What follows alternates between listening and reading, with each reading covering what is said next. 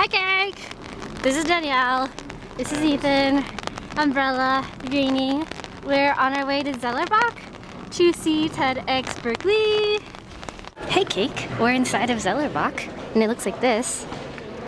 Oh, it looks like this. Here's Ethan again.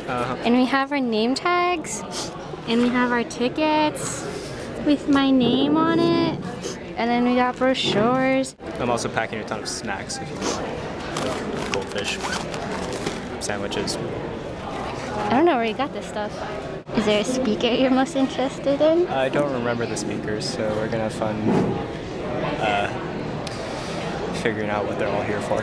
Yeah, we had ample time to like Google and Wikipedia everybody, but Ethan and I decided that it would be better to be pleasant, like super surprised by everybody. The X in TEDxBerkeley means that this was an independently organized event, instead of the $6,000 and 4-day conference held annually. This is Berkeley's second year hosting a TEDx, and the theme was engaging the world. The first section was Dream. Jason Atwood is a PhD student in our College of Education, and he talked about providing information systems to children in Ethiopia so the children can teach themselves when there aren't enough adequate teachers around. David Rose like the Walt Disney of packaging and design, and he talked about enchanting everyday objects to better suit human needs. The next speaker was Robert Fuller, and he was one of my favorites. He was previously the president of Oberlin College, and he currently dominates the ongoing push for human dignity and the dignitarian movement. Marti Spiegelman spoke about transcending consciousness by awakening your body and letting the now flow through. The second section was Pioneer. David Silverman from The Simpsons used the tuba to explain how humor can fit in anywhere. Erin Ganju spoke of her incredible work spreading literacy to underprivileged countries and children through an entire cycle of producing books in native languages, benefiting the local economy, and revitalizing education. Walter Hood, an architecture professor at Cal, emphasized revitalizing cities and communities by harnessing the natural landscape of their home. Lopa Brunjes was also super cool, and she was a pioneer of biochar, short for biocharcoal. Biocharcoal is a way to reuse degraded biomass and replenish nutrients into our world's topsoil in a sustainable manner.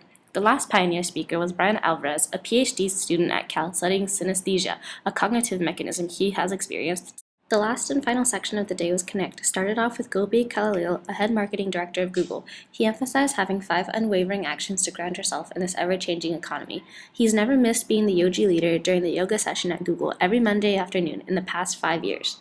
Anat Baniel gave us techniques to access latent parts of the brain to heighten physical wellness and mental vitality. Her unconventional methods eventually got me to touch the ground with my palms fully flat.